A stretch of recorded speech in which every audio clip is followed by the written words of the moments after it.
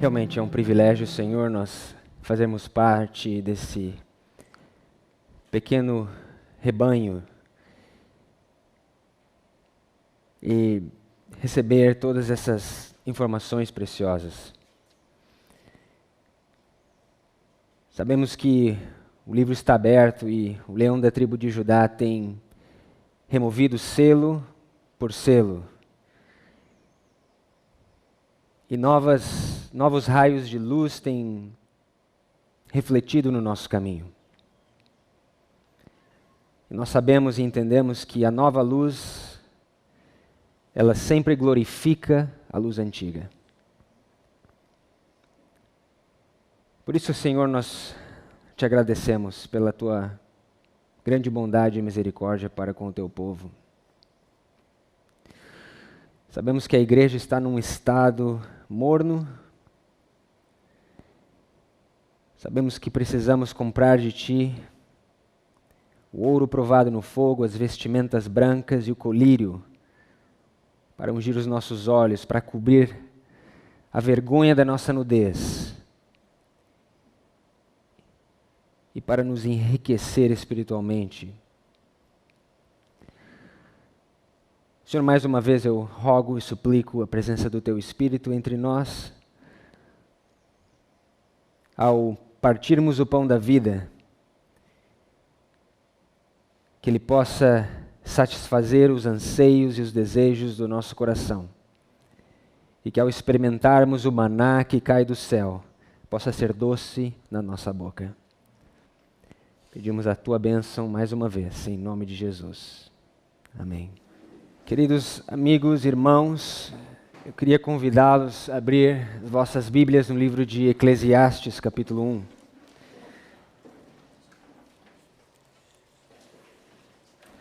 Eclesiastes, capítulo 1.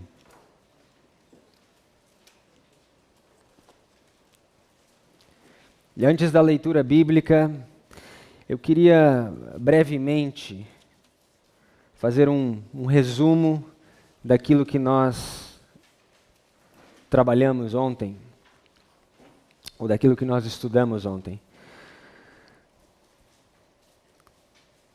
Nós brevemente revisamos o conflito entre o Norte e o Sul, identificamos o rei do Norte, identificamos o rei do Sul, estudamos as revoluções, especialmente a Revolução Francesa, onde o rei do Sul se torna vitorioso, e vimos que uma outra revolução, em 1917 na Rússia, tipificou a Revolução Francesa e nos levou até o ano de 1989, onde ali há a retaliação entre o rei do Norte e o rei do Sul. Durante esse período da Guerra Fria, nós vemos várias revoluções acontecendo no mundo. O espírito de revolução que começou na França se transferiu para a União Soviética, a Rússia, e depois se espalhou no mundo inteiro. Nós vimos que ele está presente, ou esteve presente na América do Sul, continua presente na América do Sul. Vimos a história do Brasil, vimos a história como que essa ideologia mesmo se infiltrou dentro das instituições religiosas. Vimos como se infiltrou nos Estados Unidos da América e como que essa ideologia se infiltrou também dentro do povo adventista. O que nós vamos estudar nessa tarde é muito simples. O que nós vamos ver é que a revolução, ou esse espírito de revolução, ele não começou na França. E como nós temos estudado, nós vemos essas mesmas características em outras batalhas, na Macedônia, na Grécia, esse espírito de revolução. Nós vimos que no Egito nós temos o mesmo espírito de revolução, mas nem no Egito, não foi ali que começou.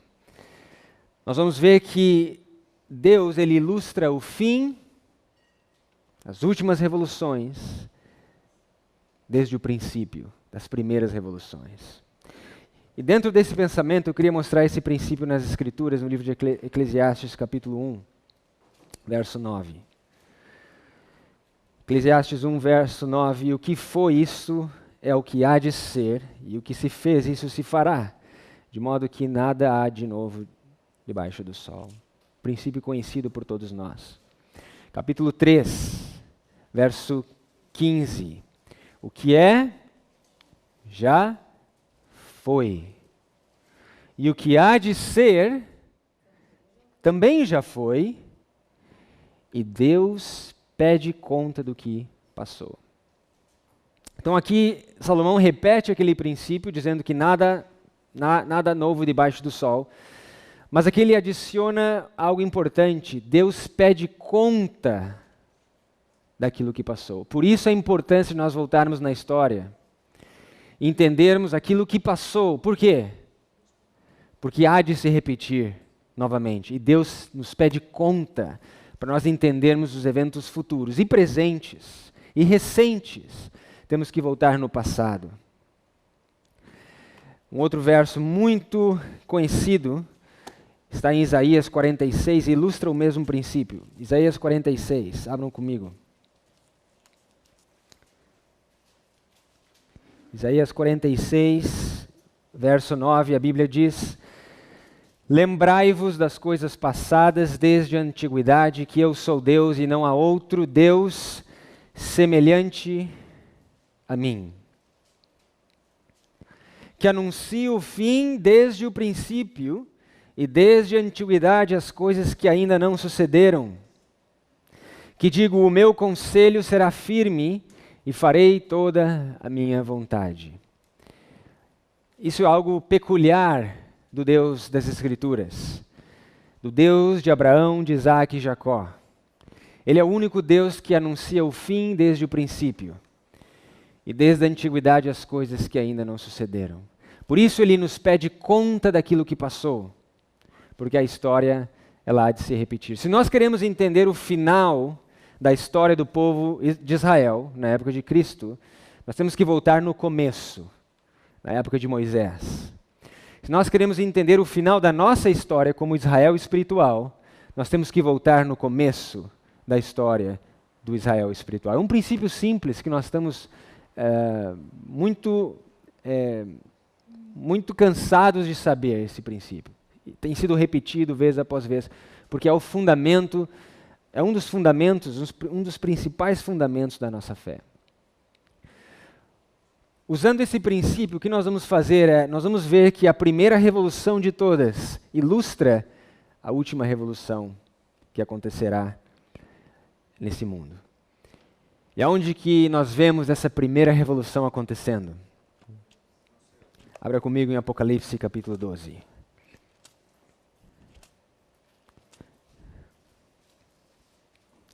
Apocalipse capítulo 12, verso 7.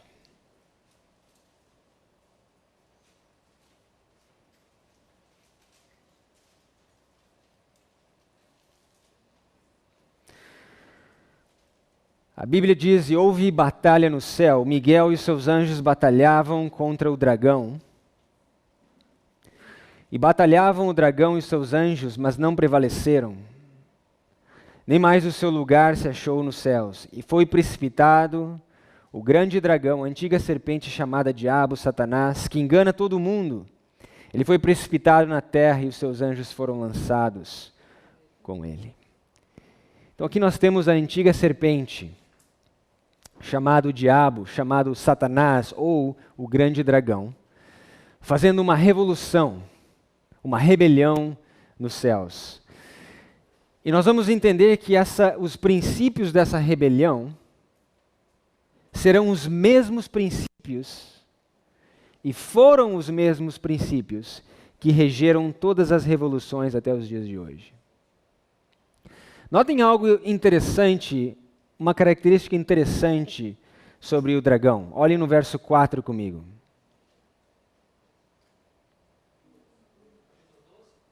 Capítulo 12.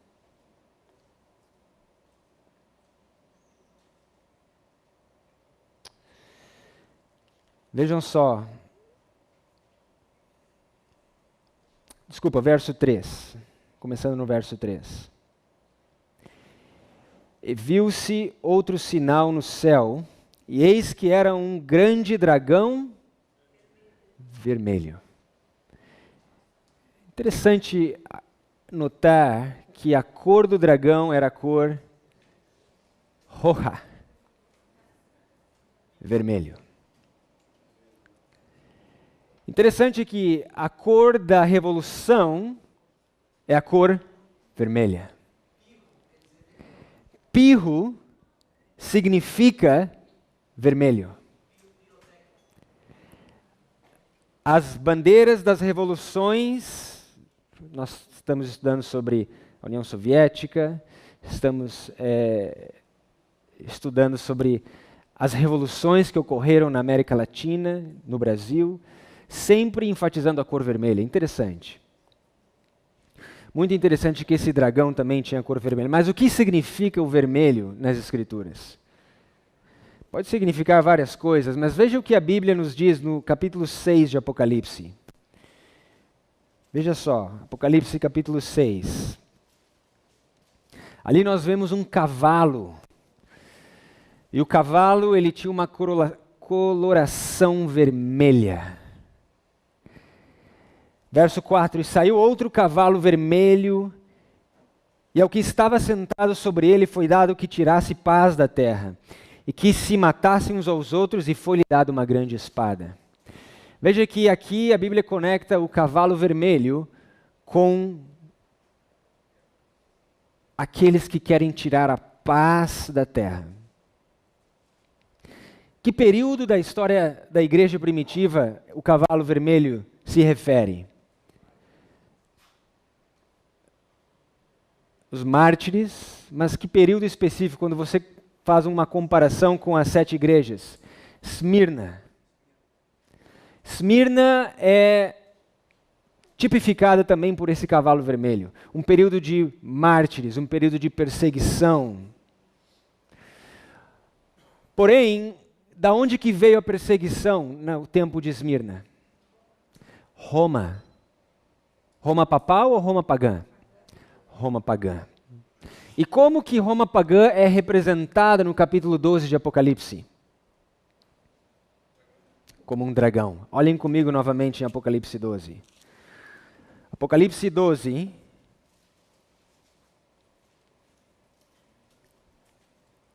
Verso 4.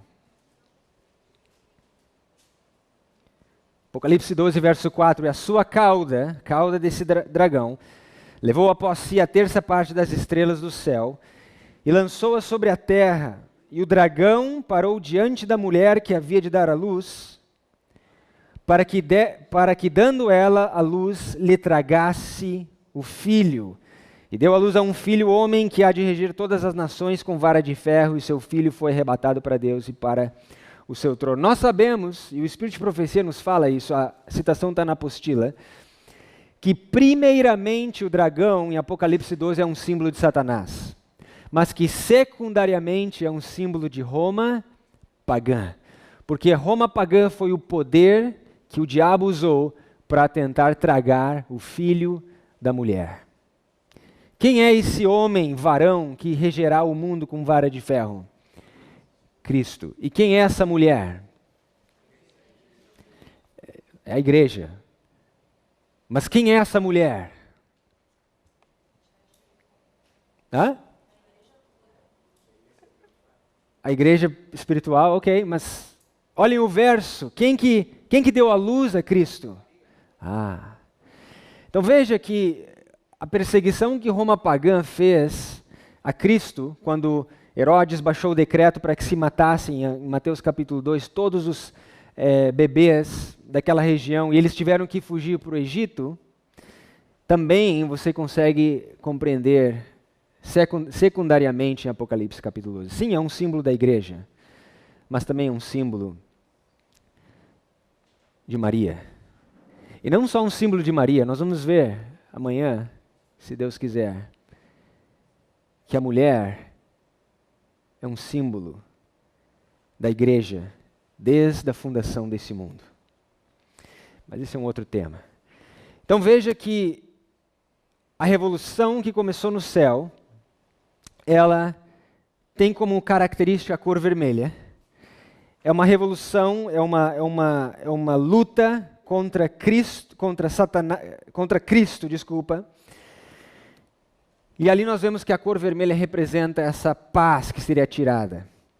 Vemos que também nós podemos conectar com Roma pagã, como o poder de Esmirna que perseguiu os cristãos durante aquele período. Agora, abram comigo em Isaías, capítulo 14, porque ali nós encontramos uma outra característica interessante sobre essa revolução, sobre essa guerra que começou no céu. Apocalipse, capítulo 14. Desculpa, Isaías, capítulo 14.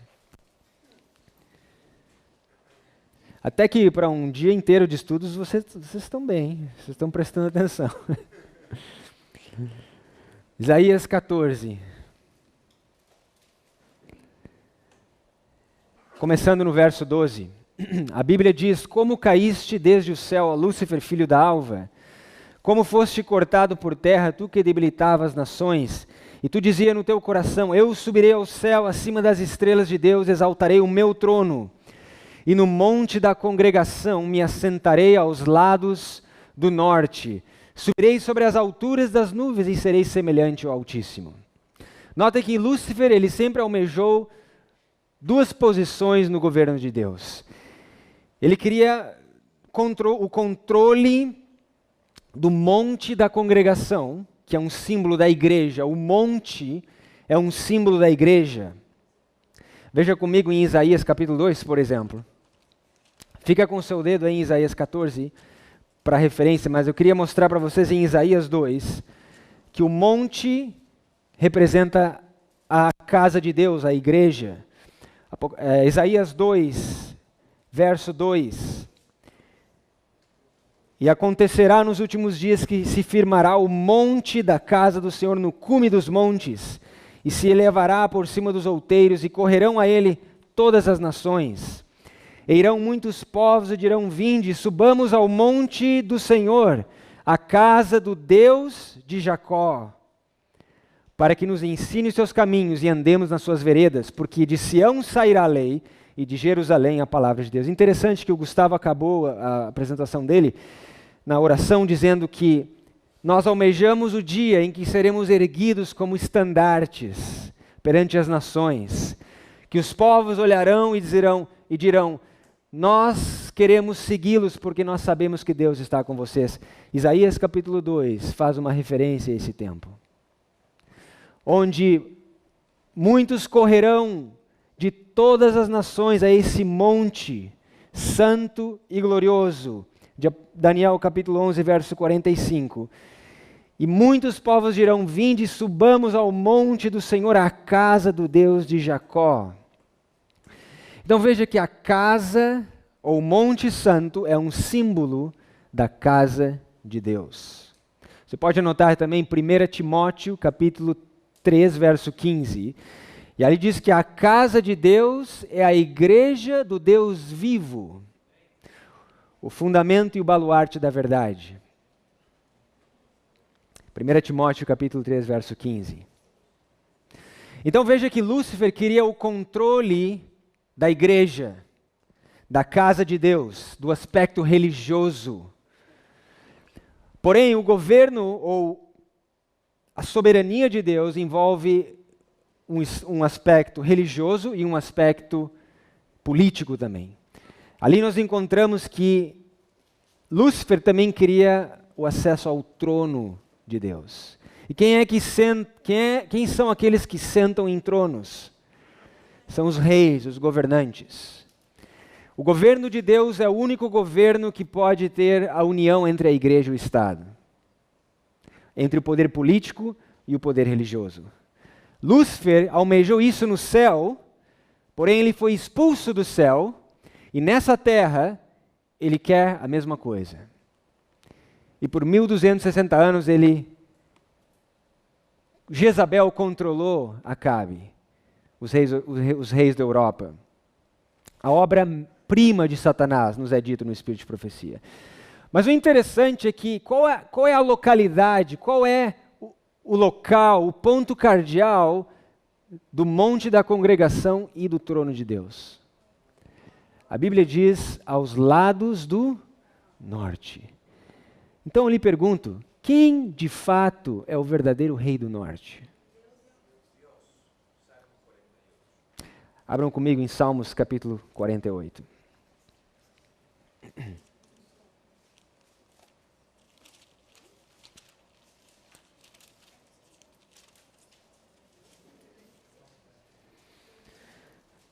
Salmos capítulo 48.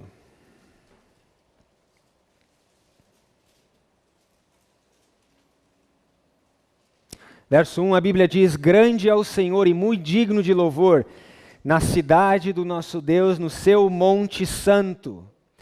Formoso de sítio e alegria de toda a terra é o monte Sião sobre os lados do norte, a cidade do grande Deus. Lúcifer queria controlar o rei do norte, queria derrotar o rei do norte e causar uma revolução no reino do norte. Eu sugiro para vocês que se Cristo é o rei do norte, Lúcifer, dentro desse contexto, é um símbolo do rei do sul. Eu queria ler para vocês um texto na apostila, página 64.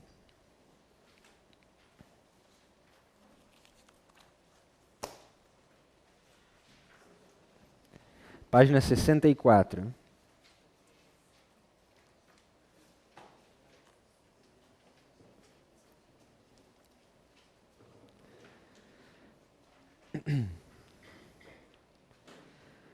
Veja só. Primeiros Escritos, página 145. Até então, todo o céu tinha estado em ordem, harmonia e perfeita sujeição ao governo de Deus. Foi o pecado máximo rebelar-se contra sua ordem e vontade. Todo o céu parecia estar em comoção. Os anjos foram dispostos em ordem por companhias, cada divisão com um mais categorizado anjo em sua frente. Satanás, ambicionando exaltar-se a si mesmo, e não desejando submeter-se à autoridade de Jesus, fazia insinuações contra o governo de Deus. Alguns dos anjos simpatizaram com Satanás em sua rebelião, ao passo que outros contenderam fortemente com ele, atribuindo honra e sabedoria a Deus em dar autoridade a seu filho. Houve controvérsia entre os anjos. Satanás e seus simpatizantes estavam porfiando por o quê? Reformar o governo de Deus. Não é essas características das revoluções? Reformar o governo estabelecido. Veja na Revolução Francesa. Olhe para a Revolução Russa, as mais recentes. Vá na história da Macedônia, dos impérios, e você vai ver que esse é o objetivo, de reformar o governo pré-estabelecido. O mesmo objetivo nasceu no coração de Satanás. E esse foi o alfa de todas as revoluções. Abram comigo em Ezequiel agora. Ezequiel, capítulo 29. Nós mencionamos ontem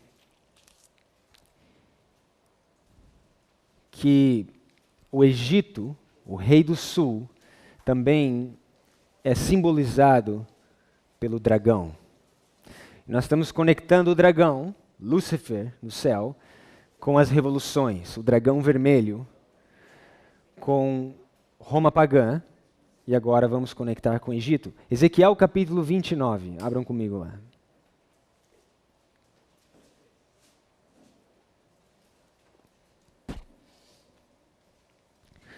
Verso 3, a Bíblia diz: fala e diz, e assim diz o Senhor Deus, eis-me contra ti, ó Faraó, rei do Egito, o grande dragão, que pousas no meio dos teus rios e que dizes: O meu rio é meu, e eu o fiz para mim. Então notem que Ezequiel 29, verso 3, conecta o Egito, o rei do sul, com o dragão.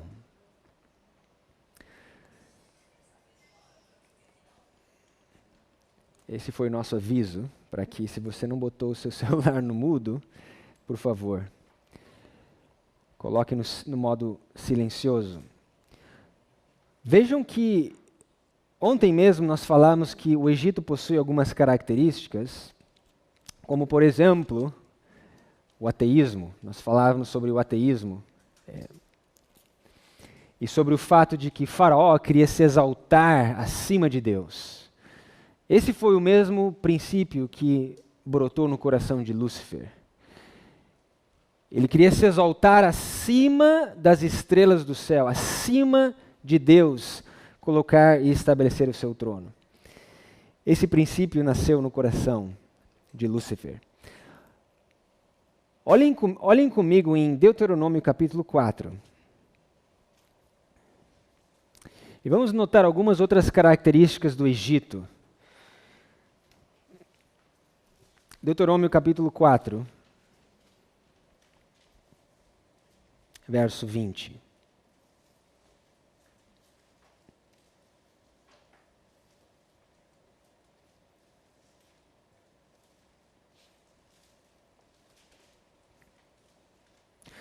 A Bíblia diz: mas o Senhor vos tomou e vos tirou da fornalha de ferro do Egito, para lhe que sejais por povo hereditário, como neste dia se vê. O que esse verso compara o Egito? Um forno de ferro, uma fornalha de ferro. O que isso significa para nós? O que representa essa fornalha? Olhem o que o profeta Isaías nos diz. Isaías capítulo 48.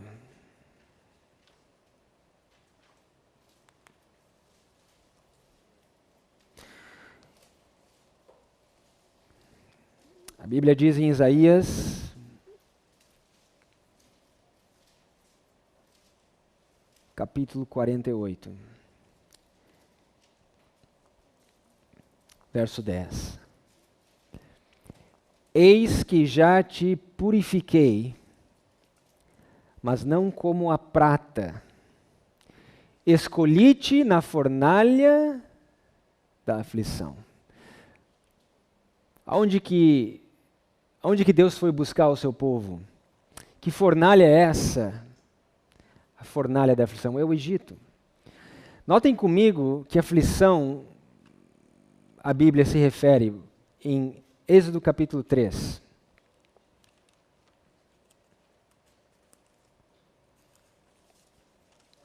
Êxodo capítulo 3.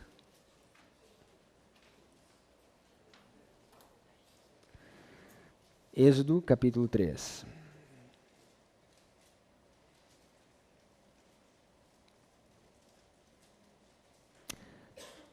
A fornalha da aflição. Verso 7, a Bíblia diz: e disse o Senhor, tenho visto atentamente a aflição do meu povo, que está onde? E tenho ouvido o seu clamor por causa dos seus exatores. A palavra em inglês aqui é melhor, taskmasters. Os mestres das obras, aqueles que pegavam o chicote, ajudavam a escravizar o povo, a controlar o povo. Porque a Bíblia diz, porque conhecia as suas dores. Então veja que a aflição que o povo de Israel passou pelo Egito foi uma escravidão. Nós sabemos, nós estudamos a profecia de Abraão, que eles seriam peregrinos em terra alheia por 430 anos. 215 anos desses 430, eles foram subjugados no Egito. Primeiro porque eles tiveram que ir para o Egito por causa da fome na terra, no tempo de José.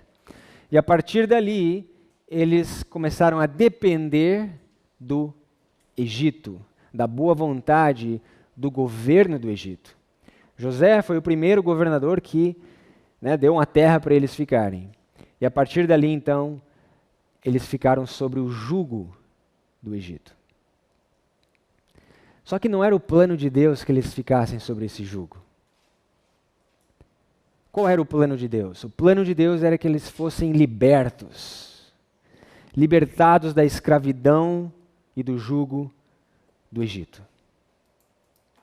E Deus levanta um homem chamado Moisés, que liberta o povo de Israel do Egito. E uma vez que o povo foi libertado, você pode pensar, agora sim eles estão felizes, libertos, livres da escravidão, da opressão e do jugo do governo do Egito. Mas notem o que acontece logo em seguida. Abram comigo em Números capítulo 11.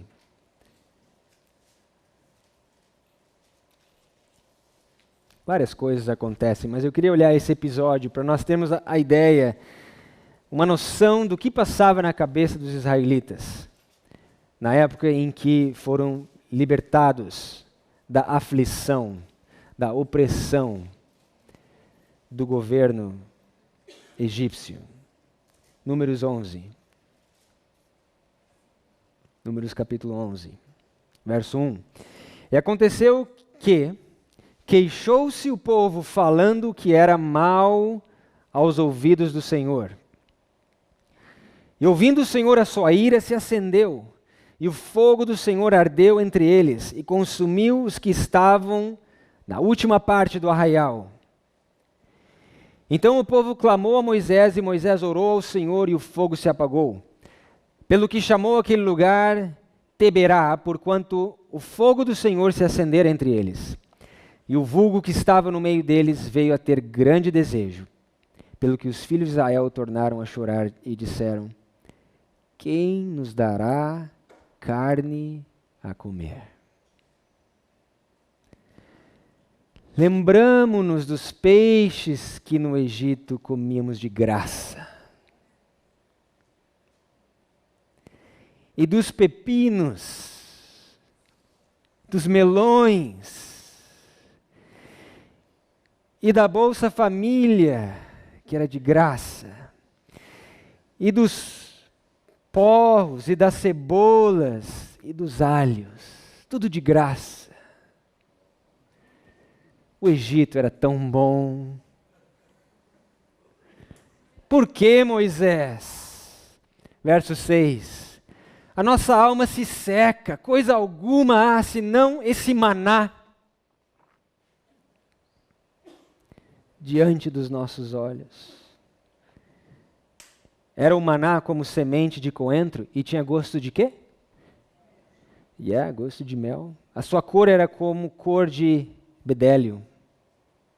Espalhava-se o povo, colhia em moinhos e moía, e num grau pisava, e na panela o cozia, e dele fazia bolos. Seu sabor era como o sabor de azeite fresco. E quando o orvalho descia de noite sobre o arraial, o maná descia sobre ele. Interessante. É o orvalho que traz o maná. É os respingos da chuva que traz o maná, que tem gosto, que é como bolos de mel, que é doce na boca. Cristo diz: eu sou o maná. Aquele que comer do pão que eu der jamais terá fome.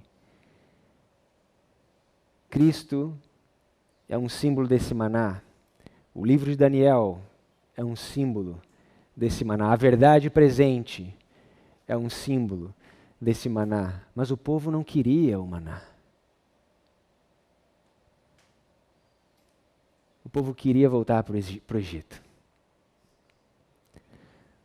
O povo achava que o governo do Egito dava tudo de graça. As panelas de carne, os peixes, os pepinos, as cebolas.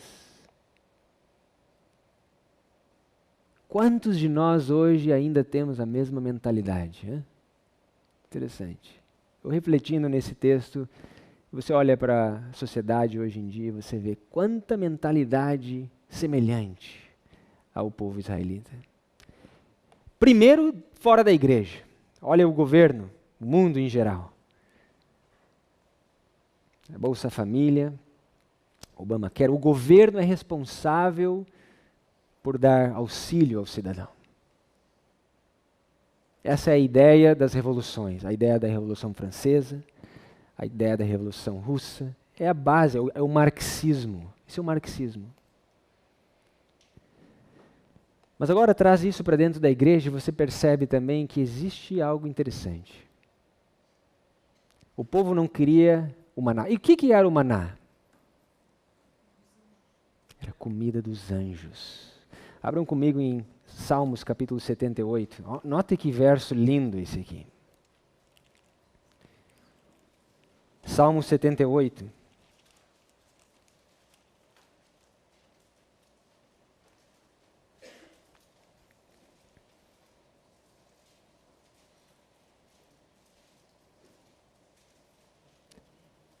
Verso 23. Ainda que mandar as altas nuvens e abriu as portas dos céus, e chovera sobre eles o maná para comerem, e lhes dera o trigo do céu, o homem comeu o pão dos anjos. Ele lhes mandou comida a fartar. O maná cai com a chuva, que rega a terra, faz produzir e brotar, dar semente ao semeador e pão ao que come. Assim é a palavra que sai da minha boca, diz o Senhor. Ela não voltará vazia. O maná é a mensagem para o nosso tempo. O maná é um símbolo de Cristo. É a comida dos anjos. Que anjos?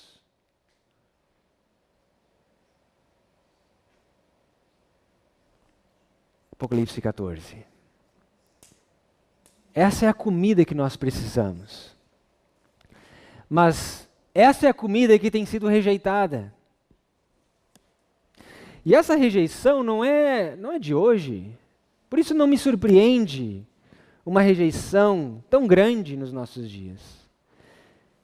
Nós vemos a rejeição lá no tempo de Moisés. Não queriam o maná. O que Cristo, ou quando Cristo disse, vocês precisam comer a minha carne, eu sou o pão do céu, eu sou o maná. O que os discípulos, os 70, lembra aquele grupo de discípulos? O que eles disseram? Duro esse discurso, quem o poderá ouvir? It's a hard saying em inglês. Duro. E aí em João, capítulo 6, verso 66, João 666, a Bíblia diz que os discípulos, a partir daquele dia, se voltam as costas e já não andam mais com Cristo. Por isso, irmãos, essa rejeição ela não é de hoje. Ao longo da história, nós vemos essa rejeição, vez após vez.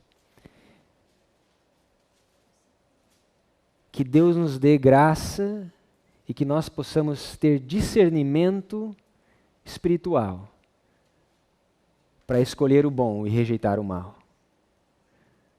Para escolher o maná, a comida dos anjos, e rejeitar as panelas de carne do Egito, as cebolas e os pepinos, que são de graça, mas que não é o propósito de Deus para essa geração. Então nós vemos essas características no Egito. Agora o Egito, nós sabemos em Êxodo capítulo 1, você tem a grande e famosa frase que Faraó disse: quem é o Senhor que eu virei, que deixarei Israel? Eu não conheço o Senhor. E eu mencionei ontem que quem era o Senhor? O Senhor era Cristo. Ele era a coluna de fogo. Ele era a coluna de a nuvem, Ele que abre o Mar Vermelho, Ele que desce no Sinai. Cristo está envolvido na libertação do povo da aflição egípcia, da escravidão, do cativeiro egípcio. Então nós vemos que Lúcifer, ele tem o mesmo problema com Cristo no começo. Quem é Jesus? Quem é esse Senhor? E ele começa a espalhar boatos e mentiras entre os anjos. Porque o problema dele era com Cristo, era com Jesus Cristo. Miguel, aquele que é o que Deus é. Mas ao mesmo tempo, Faraó e o Egito, eles eram pagãos também, panteístas, espiritualistas. Panteístas, parece que isso soa familiar. Temos nós tido problemas com panteísmo dentro da igreja adventista? John Harvey Kellogg e o livro The Living Temple. Panteísmo entrando nas fileiras da igreja. E nós vamos falar sobre isso amanhã. Mas o ponto que eu quero dizer é que os egípcios, eles eram pagãos. Abram comigo em Êxodo capítulo 12. Êxodo capítulo 12. Êxodo 12, verso 12.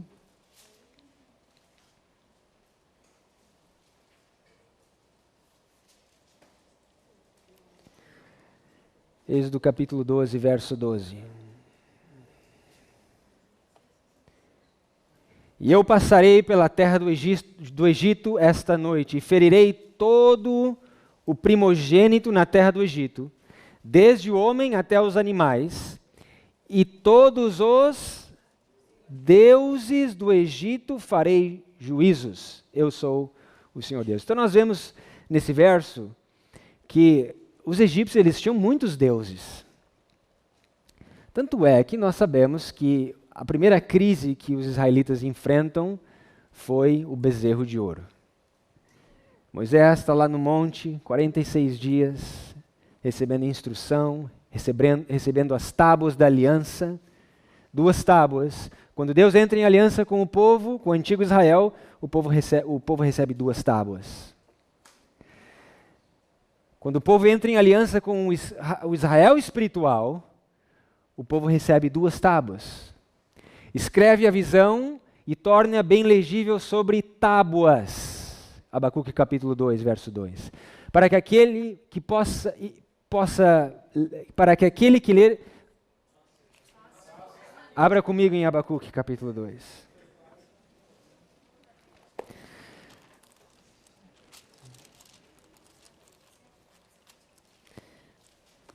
Abacuque capítulo 2. Verso 2, o Senhor me respondeu e disse, escreve a visão e torne-a bem legível sobre tábuas, para que a possa ler quem passa correndo. Verso 3, porque a visão é ainda para o tempo determinado, mas se apressa para o fim e não enganará. Se tardar, espero, porque certamente virá, não tardará. Verso 4, eis que sua alma está orgulhosa, não é reta nele, mas o justo viverá pela fé. O justo viverá pela fé. Paulo repete muitas vezes essa expressão no Novo Testamento. Da onde que ele pega essa expressão? Abacuque capítulo 2. O justo viverá pela fé. Que fé é essa que o justo viverá? A Bíblia diz em Hebreus capítulo 11 que a fé é o firme fundamento das coisas que se esperam, das coisas que não se veem. O firme fundamento das coisas que se esperam. Ou das coisas que se esperam? O que nós estamos esperando? Pela fé. Temos nós esperado a volta de Cristo? Pela fé?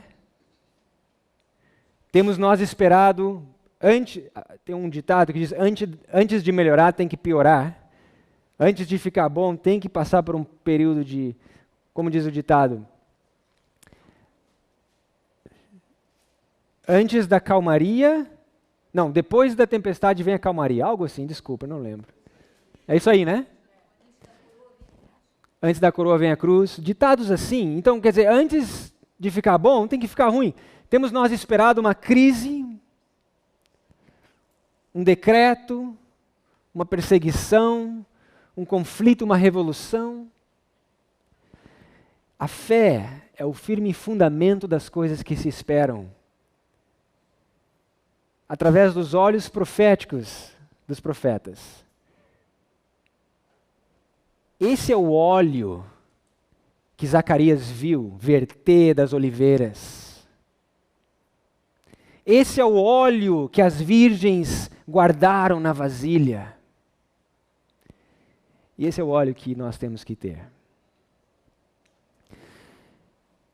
Então vejam, eu não sei por que eu estou falando isso, estou totalmente fora de tópico, mas o justo viverá pela fé, e a fé, a aliança, a aliança que Deus fez com o povo de Israel, você vê 2 tábuas.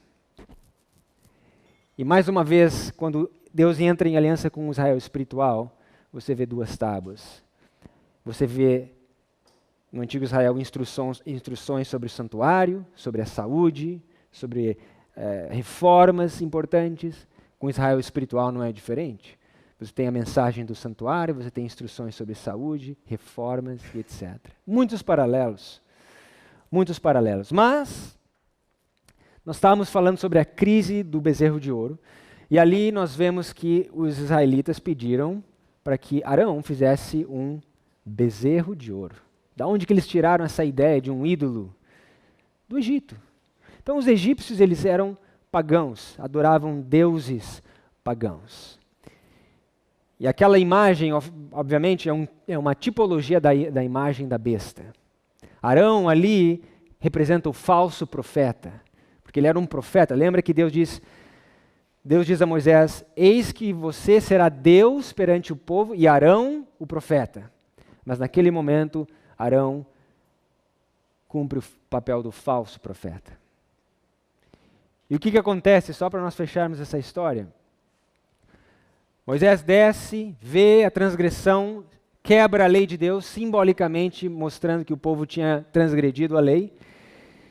E aí ele pega, queima o bezerro, as suas cinzas, coloca numa taça, e a taça da ira de Moisés ele dá a beber ao povo.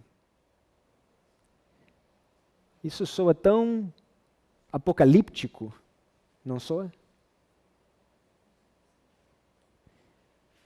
Isso não soa como a terceira mensagem angélica? Abram comigo em Apocalipse 14.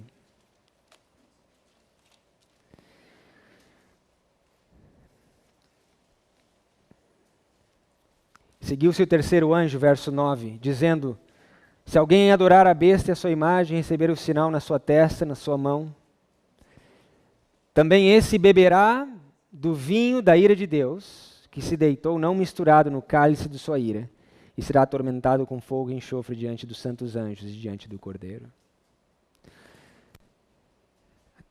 A história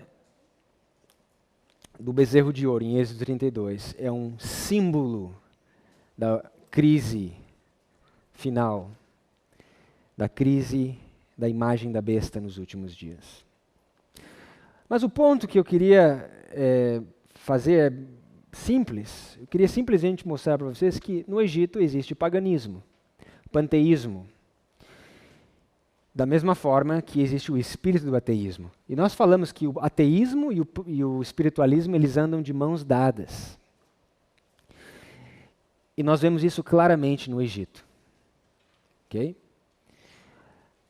Abram comigo em Isaías capítulo 2, e nós vamos ver que esse espiritualismo, esse paganismo, ele infelizmente entrou dentro de Israel, inclusive. De Judá, de Israel, do povo de Deus. E aí você pode dizer, mas peraí, irmão, você está dizendo que tem paganismo dentro da igreja?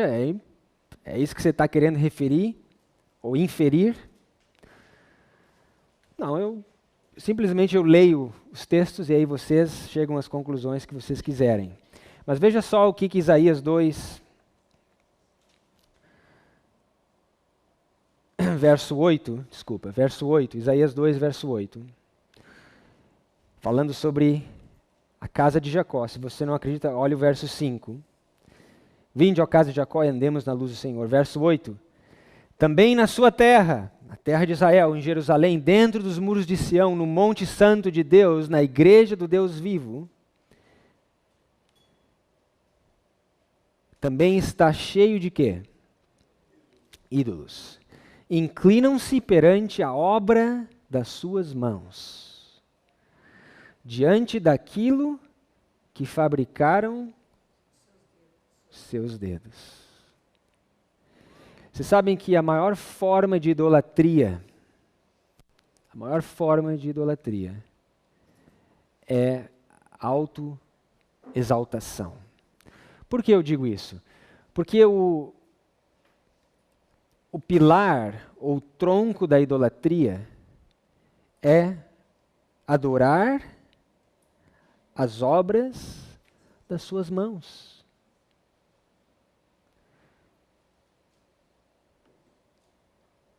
Diante daquilo que fabricaram seus dedos. Então, se você pensar em termos práticos, quanta gente idolatra o dinheiro? Por quê? Porque é a obra das mãos, obra das suas próprias mãos. Através do trabalho, do suor, acumulam, e aquilo ali acaba se tornando um ídolo. Porém, existe uma forma de idolatria que talvez muitos de nós até tenhamos hoje, mas talvez não percebemos. Eu queria mostrar para vocês o que o Espírito de Profecia fala sobre essa forma de idolatria que talvez passe desapercebido no meio de nós.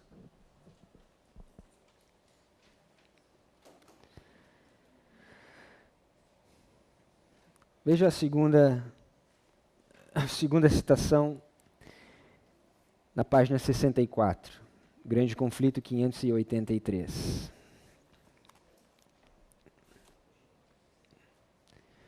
Grande Conflito 583.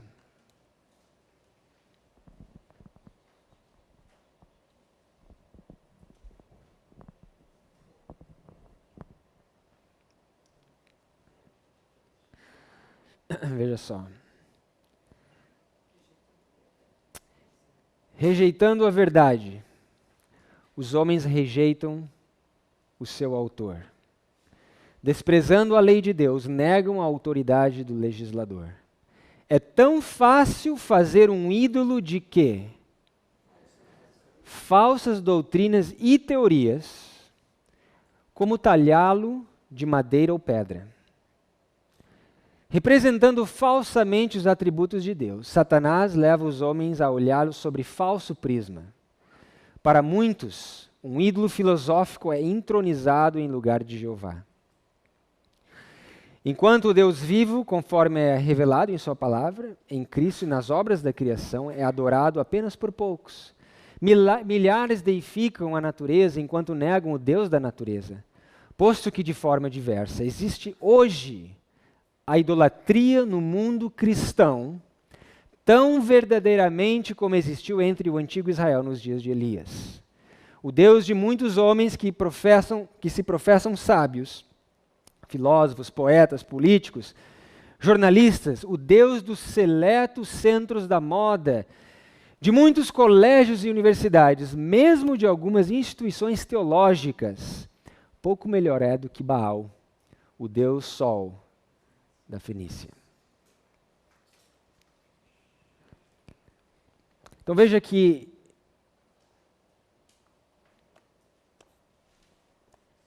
esse texto fala que nós podemos ter ídolos filosóficos, ideológicos, teológicos, falsas filosofias, teorias. E podemos acariciar, e gostamos tanto daquilo e não conseguimos perceber que aquilo se torna um ídolo. Foi exatamente isso que aconteceu com Lúcifer.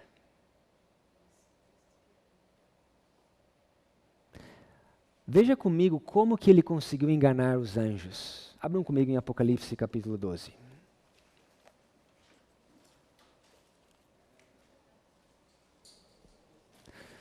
Apocalipse capítulo 12. Nós vamos 5 minutinhos e nós vamos encerrar.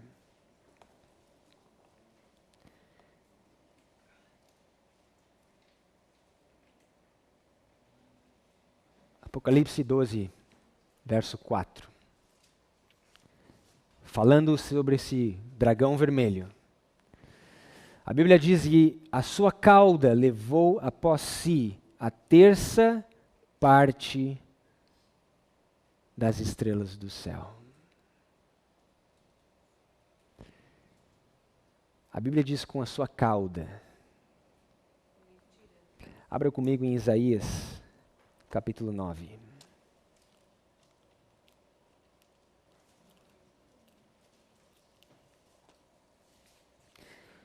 Isaías capítulo 9, Isaías 9, verso 15. O que representa essa cauda do dragão que conseguiu arrastar 1/3 das estrelas dos céus? A Bíblia diz em Isaías 9,15: o ancião e o homem de respeito é a cabeça, e o profeta que ensina a falsidade é a cauda. O profeta que ensina a mentira, o profeta que ensina a falsidade é a cauda. Veja que a ideologia de Lúcifer, o ídolo que ele acariciou, foi o engano, a mentira. E com a cauda, com a falsidade, ele conseguiu enganar 1/3 dos anjos. Se essa foi a primeira revolução, a primeira guerra, e está ilustrando a última guerra, o que nós temos que esperar também? A mesma coisa. Temos que ficar atento para exatamente a mesma coisa. Vejam comigo em Êxodo capítulo 23.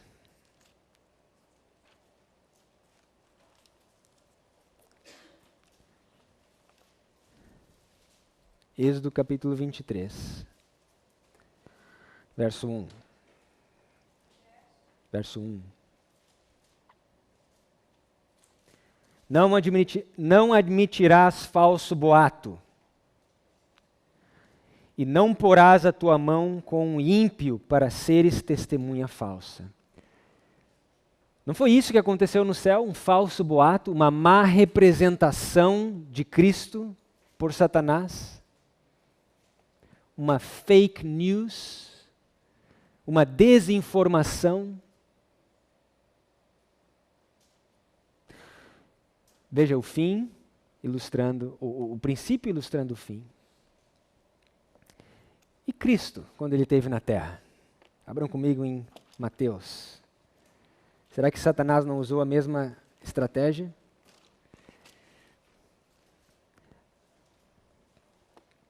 Mateus capítulo 26. Mateus 26, verso 59. Mateus 26, 59.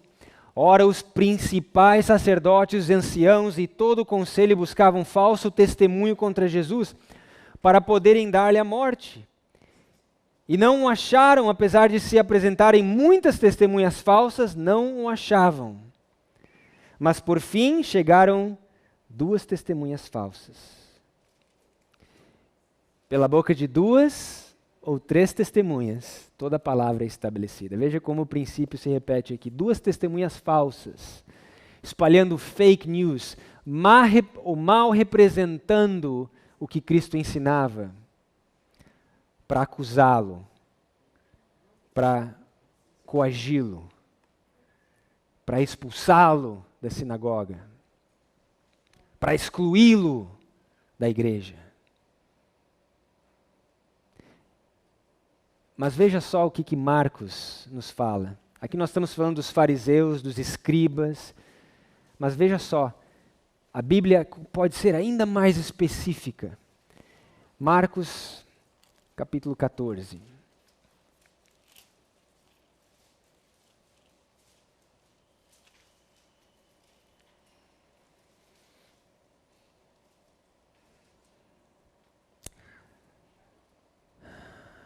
Marcos, capítulo 14. E logo falando ele ainda veio quem? Desculpa, verso 43. Obrigado. Verso 43. E logo falando ele ainda veio Judas, que era um dos 12, da parte dos principais sacerdotes e dos escribas e dos anciãos, e com ele uma grande multidão, com espadas e varapaus. E nós sabemos o que aconteceu, você pode ler os outros versos. Ele trai Jesus, representa Cristo diante dos escribas, dos fariseus, e ali com um beijo ele trai o mestre. Quem Judas representa nessa história? Ou quem Judas está representando para nós hoje? Nós sabemos que Judas é comparado com o filho da perdição, o homem do pecado. Ele pode ser um símbolo de Roma papal, sim. Mas nessa história ele representa algo diferente. Porque aqui nessa história nós temos os escribas e os fariseus, a igreja apóstata, que representa quem? Jezabel, a besta. E aqui nós temos os romanos, o poder político, que representa quem? Acabe ou o dragão. Está faltando um elemento. Judas representa quem? O falso profeta. Judas aqui é um símbolo do falso profeta. Aquele que andou com Cristo, aquele que viu as coisas quase como na mesma luz. Nós vamos ler a citação. Quase na mesma luz. Mas no final, entregou Cristo aos sacerdotes e ao governo romano. Olhem comigo.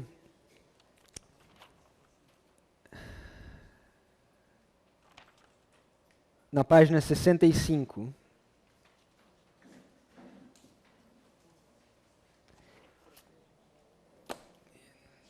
As outras... Veja só, a primeira citação na página 65. Satanás sempre buscou seduzir a mente dos homens com mistérios sutis. Assim ele enganou a Eva. E assim busca seduzir os homens hoje. Aqueles que citam a palavra de Deus indevidamente no esforço de fundamentar o erro estão seguindo o exemplo daquele que iludiu a Eva e que tentou a Cristo no deserto. O inimigo substituiu a palavra de Deus por suas próprias declarações enganosas. O mesmo instrumento que enganou e seduziu os anjos do céu está operando de modo semelhante na mente humana. Por meio de declarações sedutoras, ele obteve a confiança de muitos anjos. E houve grande guerra no céu. Miguel e seus anjos lutaram contra Satanás e seus seguidores enganados. Eu vi que as igrejas nominais e os adventistas nominais, como quem? Como Judas, nos trairiam para os católicos para obterem sua influência contra a verdade. Spalding-Magan Collection, página 1, parágrafo 5.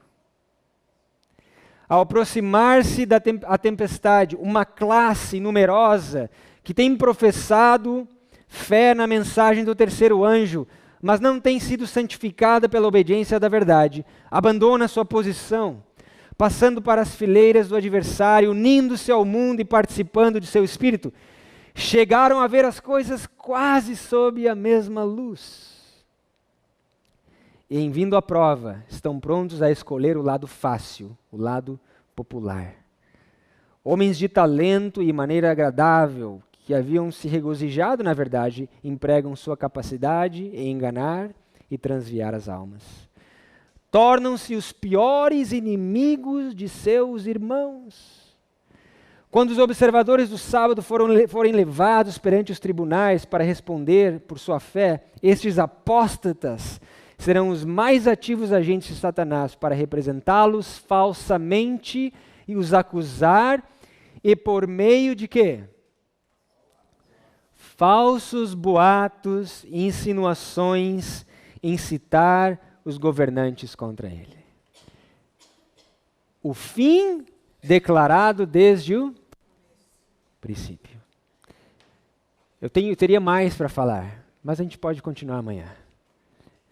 Vamos orar, irmãos. Senhor, nós cremos que nos últimos dias o conhecimento se multiplicaria e que os sábios entenderiam esse aumento de conhecimento, mas que os ímpios não entenderiam. E nós sabemos que o Evangelho eterno é como uma espada de dois gumes que separa duas classes de adoradores. Que o Senhor veio a esse mundo não para trazer a paz, mas para trazer a espada, que discerne os intentos e os desejos da nossa alma, do nosso coração. Sabemos que a Tua palavra é como uma espada de dois gumes. E que é a mensagem que faz a separação. Que são os anjos que fazem a separação entre o trigo e o joio. Entre as sábias e as nécias. Oxalá possamos estar no grupo das sábias. Com as nossas vasilhas cheios do azeite celeste que verte daquelas duas oliveiras. Preparados e prontos para viver contigo para toda a eternidade. E que naquele grande dia possamos dizer: este é o nosso Senhor, a quem aguardávamos, e Ele nos salvará. Obrigado pelas horas sagradas do Teu santo dia que estão prestes a começar. Que possamos desfrutar do refrigério pela presença do Senhor. Que o Senhor nos faça cavalgar sobre as alturas da terra e nos sustente, ou continue nos sustentando, com a herança do nosso pai Jacó. É o nosso desejo, é a nossa oração, em nome de Jesus. Amém.